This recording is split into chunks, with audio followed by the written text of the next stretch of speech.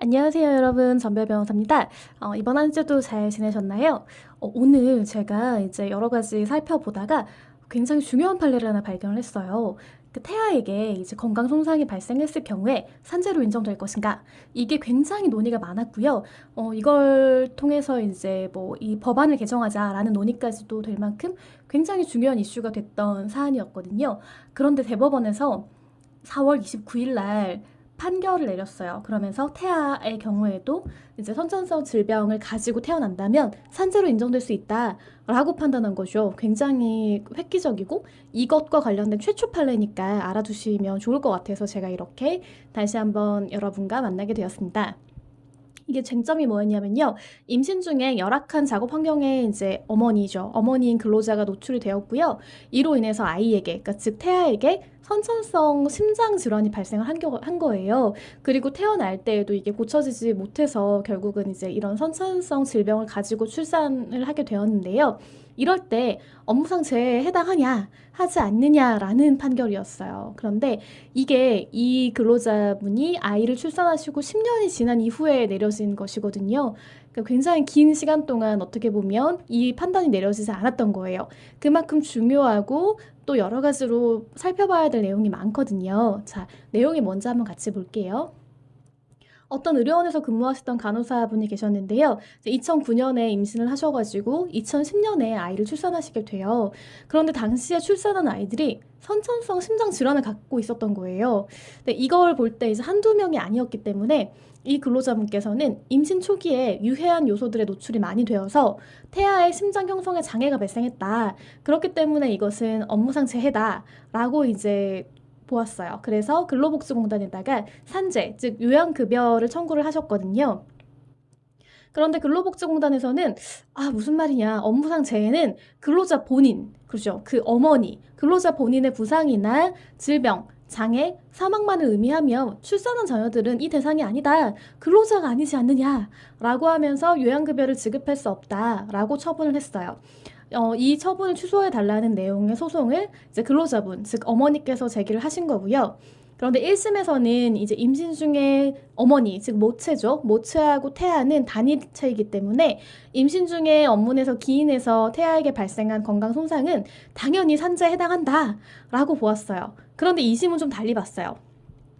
2심은 여성 근로자들이 임신 중에 이제 좋지 않은 좀 유해한 작업 환경에 노출이 되어서 태아의 심장 형성에 장애가 생기고 이로 인해서 질환을 갖는 자녀를 출산했다 하더라도 이것은 어머니의 질병은 아니지 않냐. 단지 자녀의 질병일 뿐이다. 그렇기 때문에 산재로 인정할 수 없고 또 자녀들과 근로자인 B, 즉 어머니죠. 어머니는 별도의 인격체이기 때문에 이런 산재보험의 수급권자가 될 수 없다. 즉 어머니는 이것을 상업재해라고 보아가지고 청구할 수 없다. 요양급여를 청구할 수 없다라고 판단하신 거죠. 자, 대법원 어떻게 봤다 그랬죠?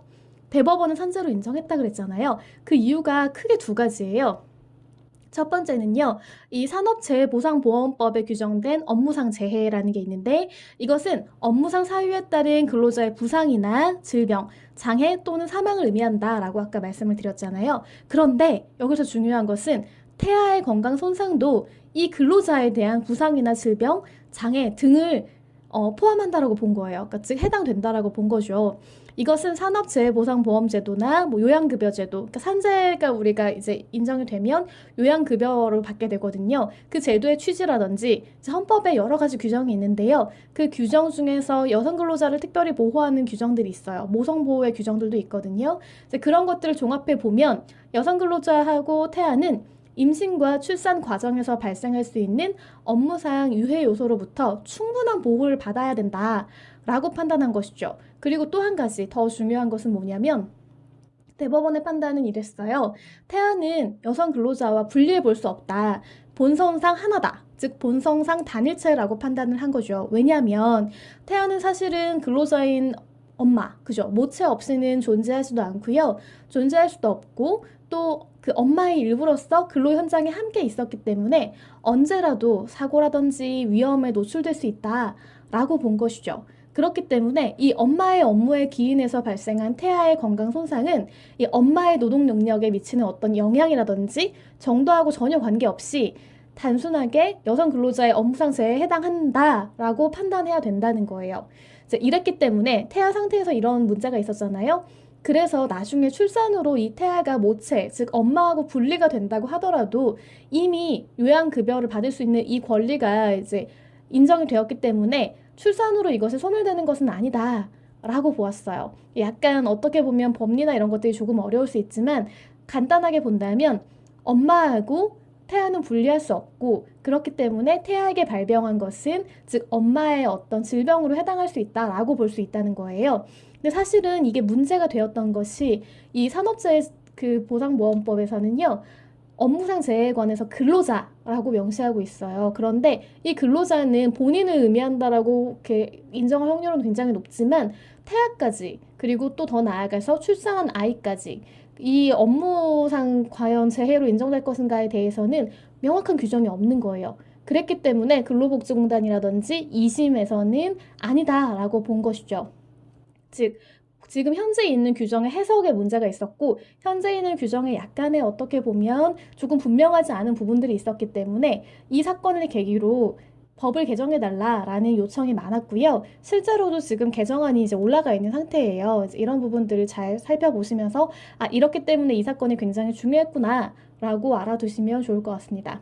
네, 오늘은 여기까지입니다. 다음번에 또 새로운 주제로 다시 한번 찾아뵙겠습니다. 감사합니다.